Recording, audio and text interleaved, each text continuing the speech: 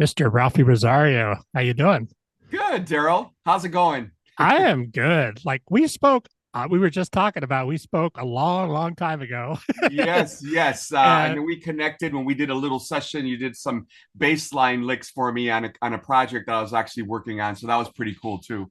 yeah, we've had a couple of interactions. I think we're going to do more in the future because we have a lot of stuff happening together, possibly Yes. down the road. Yeah. Um, but yeah, so you have a very interesting history. You have several number one hits, Grammy nominated. You're part of the Yes. Hot Mix Five crew back in the early '80s, who really founded house music. You're kind of credited for that. Yes. You've since then you've worked with just a long, long list of folks, and I'm going to actually look at it because it's so long. It's In Excess, Culture Beat, Gloria Stefan, Beyonce, Pet Shop Boys, Madonna, Kylie Minogue, Giorgio Moroder, Michael Bublé. I mean, it's Mariah Carey. It just goes on and on and on. Yeah, it was this extensive list of pop artists at the time, probably in the late 90s into the 2000s, where the remixing game was a really big thing. Right. And I was actually lucky to fall into that work area where they actually relied on me to reinterpret some of their work for the dance floor. And I was honored, and I'm glad I have those feathers in my cap about that. Yeah, I mean, it's great to have the names, but you've worked hard and you've had a long career. Tell me about going back to Chicago in the early '80s.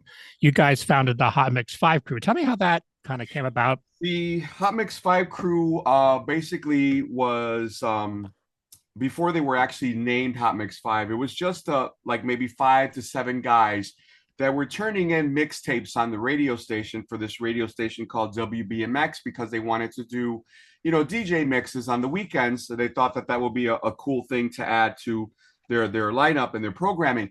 So I had gotten a link to the radio station to hook up with them through a record pool that I belong to called Naja Record Pool, NDJA.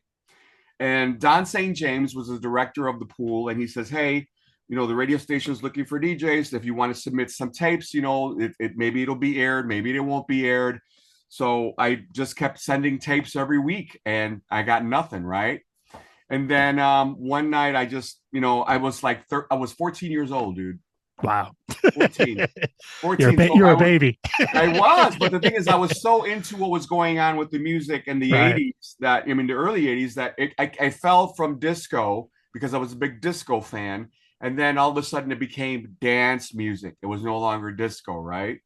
So then one night in particular, I turned on the radio, 10 o'clock mix came on, the first song on the mix. I'm like, that really does sound like mine, but I'm not sure about that. 3 records in, I'm like, this is definitely my mix. They're playing it. And this was something, Wow, the mix was done like 4 or 5 weeks ago. So I right. guess that somebody didn't show up, if somebody didn't do anything, and they kept them, and I kept consistently turning them in, and they played them all the time. Yeah, that's amazing. And Chicago, of course, that having a hit in Chicago, LA, New York, that's a major deal, especially Yeah, going back then. Now the market's a little bit diluted because we have so much online. But back then, right. if you're hitting in Chicago, New York, LA, Miami, like those are major, major radio markets. So how exciting is that? You're 14 years No, old and you it was very exciting. I couldn't believe it. I ran to my mom, and I told my sister. We were all living together at the time, and they didn't believe it for a minute there, and then I just kept.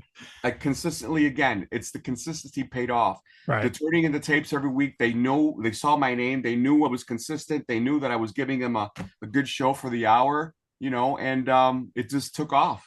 And Who then are Oh, go go ahead. ahead. I'm sorry. No, Yeah, you go. I was just gonna say, so you're known for a certain style of mixing and that kind of thing, but who were some of your influences? Like who were some of the early people that really turned you on to music? In terms of the DJ sensibility, DJ and artists as well. DJ sensibility, of course, a lot of the disco DJs, because there was a radio station prior to BMX called WDAI, and they called it Disco DAI, right? Oh, okay. And one guy in particular, his name was Kenny Jason, was the one that I always gravitated towards, and I loved how he played because he played everything. He played a little bit of disco, he played soul disco, he played commercial stuff. He was great at that endless web of sound that we loved, called the mixes back in the Right, day. just keeping people moving and Yeah, yeah. So he was one of them. And then there were a bunch of other guys on the radio on Disco DAI that I really love. Peter Lewicki was another guy. Lou DeVito, they were all disco DJs in their own right in Chicago, and they were on it. Yeah, and that's coming. I mean, people forget too. Like, I mean, we're a little older, but people forget And yeah, how, just a wee yeah, a bit little bit. older, just a Yeah, yeah. wee bit. Hey, but well, at least we made it, right? Yeah. But people forget like how big disco was. Like I was in, I guess, junior high, maybe in 77, 78, when Right. Saturday Night Fever's hitting, and it was a big freaking deal. I Now probably, remember, there was a whole that was all the commercializing of disco, but there was a right. whole nother side of it that was hidden away and was very underground. And a lot of that was a lot of soul disco. Ah, So okay. we think about groups called like the Tramps who did Disco Inferno. Right. We're talking about another group called Double Exposure. We're talking about a lot of underground soul artists that were doing disco, and it was different. And that's how house was connected back in the day, because Ah, there okay. was Frankie Knuckles was playing all that stuff that was not commercialized, and that became an essential thing to be popular. Right. I mean, and a lot of other artists came out of there, like Rick James, all these guys that we know and Yep. love. They all Yeah. came from that same sort Yes, of they root, did. family Very root, right? underground, and next thing you know, commercial success. Yeah, Georgia Moroder, all those guys. It's interesting. Like the history is amazing. Who was originally in Hot Mix Five? Who were the guys? So Hot Mix 5 turned out to be myself, Ralphie Rosario. Then there was Kenny Jason, who actually moved from Disco DAI and then years later got on the Mix Show. Mickey Oliver, Scott Sills, and then there was Farley Williams, and he called himself Farley Jackmaster Funk. So the us five, and me being the youngest member of the group, we were consistently turning in mixtapes every week. And these guys worked in clubs. I was still in high school. I wasn't working in clubs. Yeah, you were barely in high school. I was very, yeah, exactly. I didn't start moving around and doing like cool teen parties and stuff until like my junior year in high school, when the whole thing with Hot Mix 5 blew up. Right. Okay. Cool. Yeah. Awesome.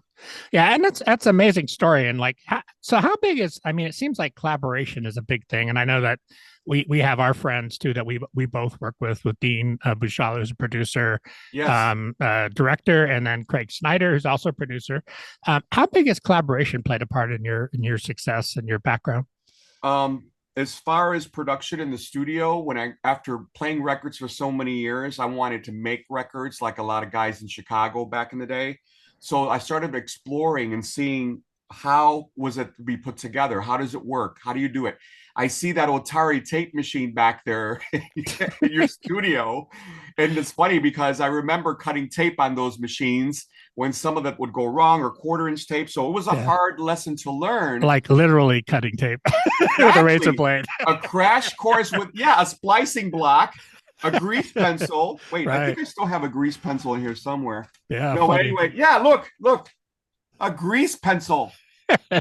Funny. Just to You should. remind me to never forget where I came from. Yeah. Right. You should put that thing up on eBay. Exactly. So, Yeah. but then I ran across a few people. My favorite people were the recording engineers, Hmm. because they were the tech heads behind everything. I learned a lot from them, and then I started doing things on my own. And then once that happened, I realized that it could be done. I can do it. And then later on, I started working with other people. Craig Snyder was the first person that came to my studio in Buena Park when I had my own setup years later. And he was one of the first programmers that I used to help out with keys and getting the pitch correct. And because of him, I can't watch American Idol. Yeah, I know. That those notes and that the voice. screech at you, it's like Yeah. I blame him. Yeah, yeah. I don't say I have perfect pitch, but I have pretty good pitch, and I'm the same way. Yeah. I'm like, ooh, and even still, I hear stuff on the radio, especially some of the stuff that came out of the '70s and the '60s, and it's not, there's some stuff in there that's like, but it's Yeah, still but exactly. It's just kind of like what Craig calls it, the rub. I'm just like, ugh. I'm just like this every time I might hear a bad note. yeah, it's the dissonance. Yeah. So tell me, like, so you've worked with a long list of stars. I mentioned only a few because it's a very long list. So tell me how that started, like getting the celebrity remixes and like what happens when Madonna or her reps call you, or Cher's reps. Well, What's here's that like? one of the coolest things that happened was when I went to visit New York a few times. I went basically clubbing, and I met a lot of record people in New York. and they took me everywhere. One of my good friends, still a good friend, Leslie Doyle, was one of those people that was instrumental in introducing me to so many people that were working promotion of these record companies. I just became friends with them. I wasn't wanting anything. I didn't need anything. Yeah, sure. I wanted to go in the remix game, but there were so many great players already. Yeah, I it's like wasn't ready for that. where do you even start with that, right? Right. I wasn't ready for that. But what I did do was consistently put out my own music. Mm. That was the key to actually getting hired to do remixes. Once all my stuff started popping and it did a lot of cool what do I say? It did a lot of cool popularity, especially overseas. Like I had a #1 record in Italy for 2 weeks, Take Me Up, with my friend Donna Blakely. She was a background singer, and I wrote something for her. Right. And so I did it on my own. And then a friend of mine in Chicago who had a record company says, hey, let's put this out. He didn't care. I was like, just go ahead, put it out. You never know what's going to happen with things. Yeah, you just kind of keep hitting it until something pops off. Right? And it did. It did. He licensed it to a company called Time Records in Italy, and then it just blew up. Mm. Yeah, and is it like a different level of, I mean, I would think different level of pressure when you're mixing a Madonna track or that kind of thing. What's that process like? You know what it was? And after a while, I realized that they're calling me for a reason. And the reason is that they trust what I'm doing. And I love the fact that I was able to have and earn that trust, especially not only with the labels and promotion people, but some of the artists themselves had called me after the work was done. And then they told me how much they really enjoy the work. And that made me feel great to be able to not only continue in my own production, my own music, my own songs, but to actually approach each individual artist and song with integrity. That was very important. Yeah, and it's nice to get the feedback, right? Especially for major artists who could work with anybody, but they're choosing you. Absolutely. Yep. Yeah, that's a big deal for sure. And like I Delight, all Pet Shop Boys, all these bands it's all the groups that I really love. And actually, the Delight remix that was done in my bedroom, believe it or not. Oh, funny. Yeah, that's that's just some funky stuff too. Yeah. and I think a lot of the thing is too, part of your career is a lot of these are artists that are have gone on for decades. Like they're artists that have just lasted forever, and the music goes on forever. Also, you've done a lot of soundtrack work, so talk about that a little bit, because I think were you involved in Sex and the City? And yes, right. And that was purely coincidental and by accident again. I was a big fan of the show. I watched it every week, and then all of a sudden, Tommy Boy Records, which we're putting out a bunch of things. I was releasing records to them in New York, said, hey, there's a guy at Sex and the City who's interested in using one of the songs for, one of the episodes. And I'm just like, well, that's cool. I mean, sure. I mean, I love the show. And it aired, and I heard the song, and it just freaked me out. Because I was just watching the show, and there was one of my tracks being I know. It's so trippy when that stuff happens, right? Oh my God. Yeah. So then then the music director, I forgot, his name escapes me. The music director at the time actually called me and said, what else have you got? Wow. And I was like, where do you want me to begin? I've got a lot of stuff. And he goes, send me whatever you think that I could use, and then we'll work it from there. And then a couple of times he would come back at me and say, hey, I need this to sound a little like this or like that or like this. We're talking 1:30 spots. It's not a lot of time spent. Right. But very high profile. Exactly. So I was very, very lucky and very blessed to have been part of the show. It was one of my favorites. It was on HBO. And then also Queer as Folk was Showtime. They used 1 or 2 tracks for their show. So I was very happy and very lucky to be involved in those things. Yeah, and it's awesome. And those shows are much beloved, and it's nice. Yeah. A lot of people hear music on those shows and they think, oh, that's really cool, but they don't know the work behind it. They don't necessarily know the artist behind it. So it's nice to kind of shine a spotlight on that, because it takes a lot of work to get all that together, right? I love the fact that Sex and the City's, the musical director of the show, was very cool about his ear about bar scenes and restaurant scenes and the music being played in the backgrounds. Those were all like considered to be a lot of chill house and chill underground, and they were so ahead of their time when they were using that music for the show. Yeah, and that being a music director for a show like that, is Yeah. such a, or even we talk about like American Idol and those shows.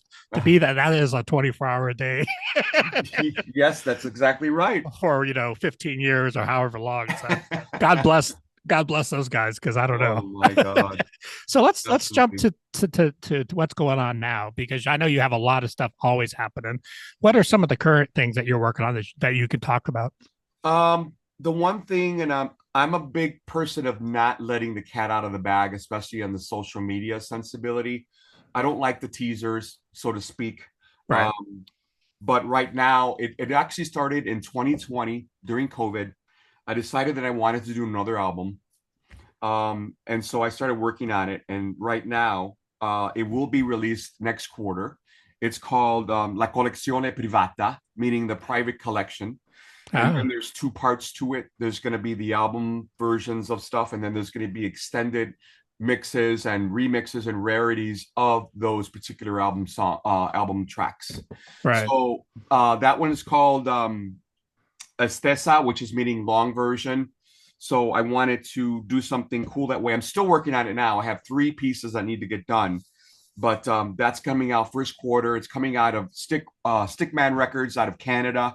I wanted something a little different. I think a lot of stuff in America is overshadowed and overlooked as far as dance music and albums in that genre.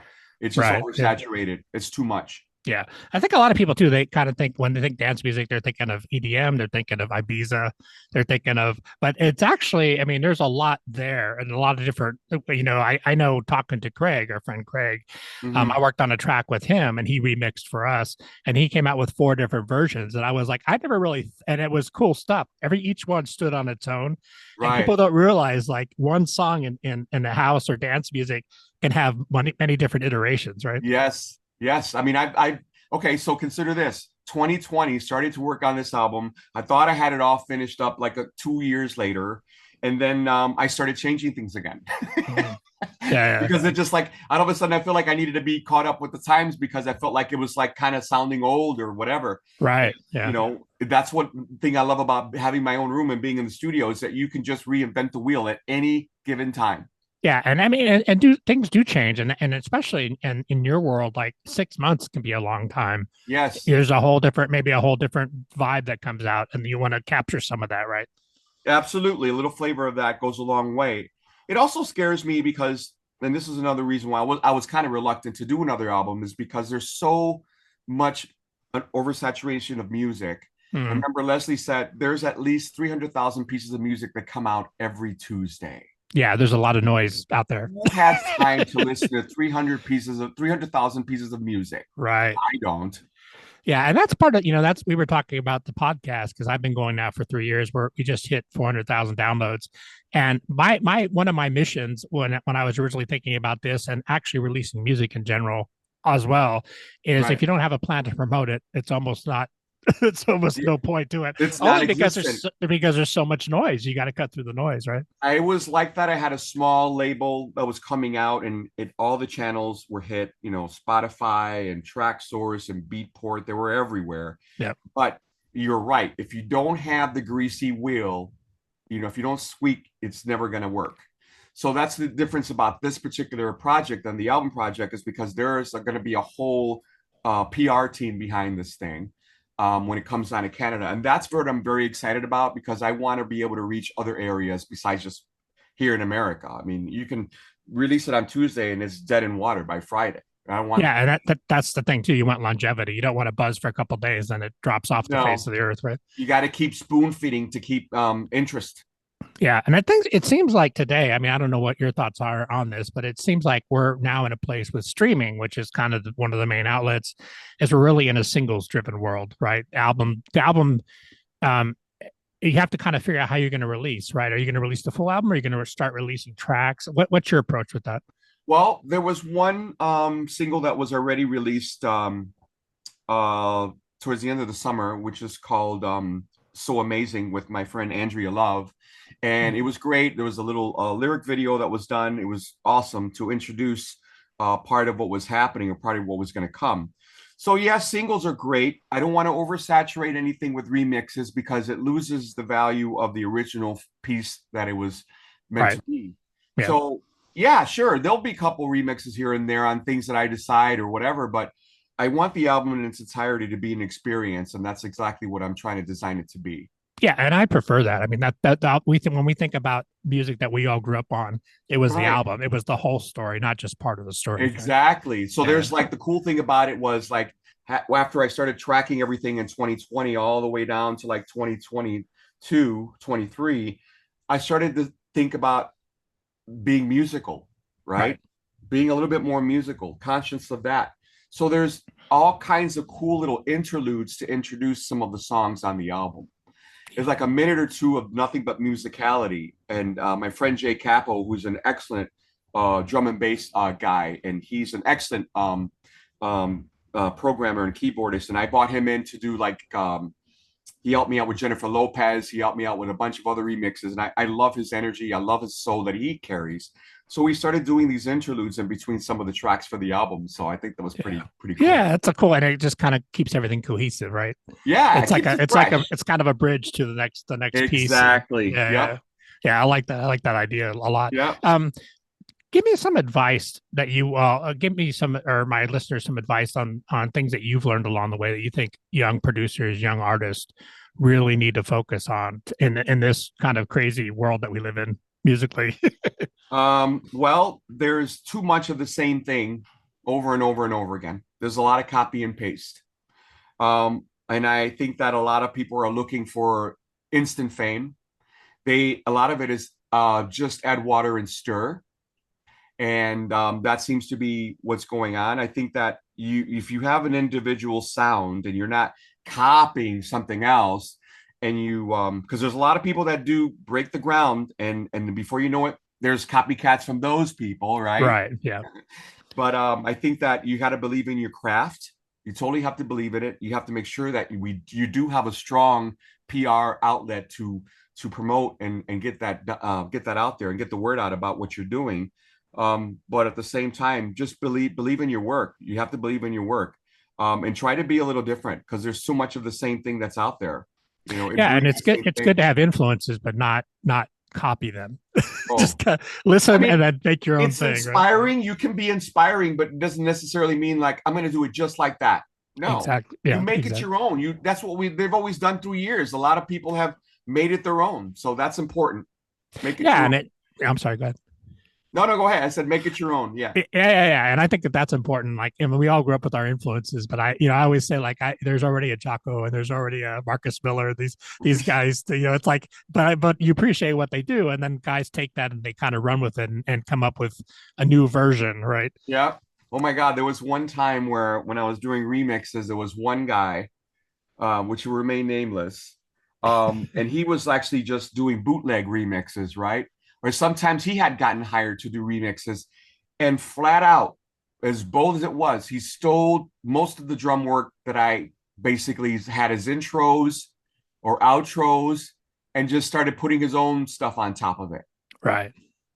So I mean, yeah, I was flattered, but I'm just like, dude, can you be original for 1 second? Yeah, or at least credit me, right? Well, I don't care about the credit, but my God, let's be original for a second here. Yeah, exactly. Yeah, that kind of gets into the whole sampling thing, which is a bit tricky. That's Yes. kind of a bit of a tricky road because there's a lot of stuff has been done really cool with that with Right. sampling, but it becomes into you get into whole rights issues and like you said, what's copying versus coming up with your own version. It's very tricky, right? Absolutely. No, absolutely. I love when they take a lot of nostalgic tracks, especially disco or funk tracks, and reinvent the wheel with them. That's total. That's really geekdom and talent at its best. Absolutely. Who are some young artists that have kind of keyed in on as maybe up and comers that you might suggest people check out? As far as DJs, I say Karsten Solars is really good. He's a local guy in Chicago, and I really like. He's different. He's putting out his own thing, his own sound, and he's standing out, which I love when they do that. You stand out because you're doing something a little different. He's the only one that rings true that stands out that I actually love. And I've heard his stuff. Mark Knight is another guy, but he's out of across the pond, out of the UK. and he inspires me as well, but he's also very consistent in what he's doing. It's always on point whenever he releases a mix or something, or he puts out his own tracks. It's always on point. Yeah, and something that also too along those lines is something you've mentioned a couple of times is being consistent and keep putting out music, right? Has that like been a real big theme for you to be successful? I was doing it for a while, and then I actually scaled back a little bit because the oversaturation of music started depressing me a little bit, because I started thinking to myself, why am I putting this stuff out? Again, like we mentioned, it comes out on Tuesday and it's dead by Friday. I'm Right. like, why am I killing yourself? Most of the DJs and most people like myself use it as a marketing tool, for their gigs, and say, hey, I'm playing here in San Francisco, and by the way, here's my new track. Right. Yeah. And it generates press and yeah. Yeah. So it's kind of like, all of a sudden we as DJs have become not only recording engineers and programmers and remixers, and we're also becoming PR people at the same time. Right. Yeah. Yeah. It's sort of the modern artist thing. I mean, that's kind of It what you is. are, It because is. I tell people that too. Like, well, how do you be successful doing this and doing that? I'm like, you know what? You work hard. You got to figure it out. You got to find new pathways. You're going to Right. be your own marketing person, your own PR. You got exactly. You do. And not to mention that, especially if you have a history, that's there, and that's your foundation. I mean, that's a very important thing, especially if you're consistent in today's market and you're doing this kind of stuff. Yeah, and if you're going to be professional, you have to treat it like a job in a way, because the business part has got to be taken care of. Otherwise, you're not going to No, be it able to do is. the other That's part. why, you know what? I know my strengths and I know my weaknesses, and PRing is not one of them. Well, So I think you're uh, actually really good at it in the sense that you have a great history and you're well spoken. You know well, what you know. Yeah. I know what I know, but the thing is, also throughout the years, there's another part of me that I wanted to say as well. After all these years, a lot of it has been mutual respect for a lot of other artists and a lot of remixers and a lot of record people at the time and a lot of promoters. It's constant mutual respect. I always go back to my family in that respect, in that area. I like being familiar and working hard with the same people that understand what that is, the value of working hard. Yeah, and that can't be discounted. No matter how talented you are, you gotta get up every day and make it happen. Absolutely. Hey, Ralphie, Absolutely. how can people find you online? And I know you got social media pages and all that stuff. Just Ralphi Rosario, the official fan page on Facebook, and there's also Ralphie underscore Rosario on Instagram. Those are the two main channels right now. I don't visit them as often as I would want to. Well, because I've been too busy trying to finish off the album, and I want it. Once that's done, then I'm gonna scream it to the highest tops of every mountain and talk about it then. Yeah, I think me and you are both are one of the last few holdouts on AOL email. No, my friend Abel, who was also the other part of Roosevelt, we had I gotten was going to mention nominated. that. Yeah, Yeah, right. we Yeah. also got nominated for that Rihanna mix on Only Girl in the World. He still has his AOL email. Well, see, so all the cool guys still have it. I think so. It's funny because you got all these Google people going, AOL, is this still there? I'm just like, yeah, just like MySpace is still there. What's the problem? I know, right? And you know what's funny about? I mean, people bag on MySpace, but I'll tell you what, because I grew up in LA doing the clubs, the whiskey, the Roxy, all that stuff, Right. self promoting. As soon as I saw MySpace, I instantly got what that was. I'm like, that's a website, but it's more than that, because you don't have to fight to get people to your website, Right. and then Facebook and all these other apps have kind of burgeoned off of that, that premise. But Yeah, but you remember how important that whole thing was, that there was a whole roster of artists and you can click on any and all of them. It was not videos of monkeys falling off trees. It wasn't a cat falling from a balcony. It yeah, was. I exactly. find those to be, like, again, one distractions. That's one of my biggest pet peeves, is distractions. Yeah. You gotta stay focused. It's cool to chill, but you gotta stay Yeah, focused. It has, what I would say is it has opened up a lot of people to different artists that maybe they had never heard before. absolutely. That used to, MTV way back in the day used to kind of fulfill that a little bit, but that's kind of gone, Oh, I unfortunately. know. And that's sad because it's like there's so many fantastic videos out there there's so many innovative things that are out there as far as videos on YouTube and everything. I'm like, why can't we have MTV back to play these things? Yeah, we're gonna have to talk to our buddy Dean about that. I mean, yeah, I mean, it's like it's missing. I love that, Friday night videos and Saturday, thing where there was just music videos being played. It was an outlet that everyone totally forgot about. And I Yeah. hate that that happens. Yeah, I was in high school when MTV started hitting, and that was like, wow, what the hell is this? This is so cool. I was addicted. I was Yeah. addicted. Romeo Void, All those, yeah, all those all the groups. Madonna videos that were there, Men at Work. I mean, it was great. A Culture Club. It was awesome to see all Yeah. these things, Yeah, we're old. right? But you Culture know Club. what? Who's that? Yeah, but you know what? That stuff still holds up. And a lot of those acts, they're still out touring. So God bless them. They are still, and that's one of the greatest things about owning a catalog. It still generates revenue for you, no matter how old it Right. is. Yeah. And yeah, exactly. And those songs they're not going to be going away. It's actually funny No, that it's funny to me that Guns N' Roses now is considered classic rock. I find that hilarious. it is hilarious. I mean, I Yeah. think of the Doobie Brothers as classic rock, Yeah, exactly. Or which I Chicago. love them too. Yeah, I love all those bands. Hey, Ralphie, thanks for taking the time. I know you're super busy, and I'm actually going to go photograph Monday Night Football tonight, so you'll see me on ESPN. Cool. Awesome, awesome, awesome. Send me some shots. I want to see what's going on over there in a different playing field, a different area besides the audience. Yeah, well, that's the thing. I love the audience on those games that are hilarious and they're fun to Yeah, watch too. It's just as enjoyable as the football. But absolutely. hey, hopefully we have got some stuff possibly in the works with our friend Dean, and we'll see what happens with that. But Yeah, I'm hopefully we'll excited about that. It's a different page.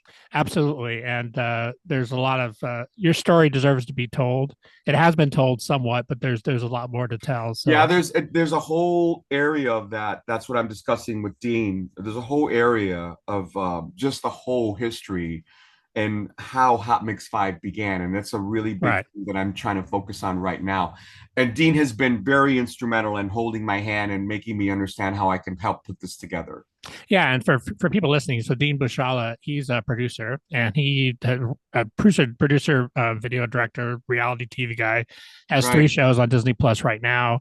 Has worked on Moonshiners, Deadliest Catch, Ice Road Truckers, all these different shows. So hopefully something good will be happening here soon with that. Yes, I'm very, very lucky to have him around. I Yeah, think we all are. that's a Yeah. little inside information that we're Yeah, dropping. right.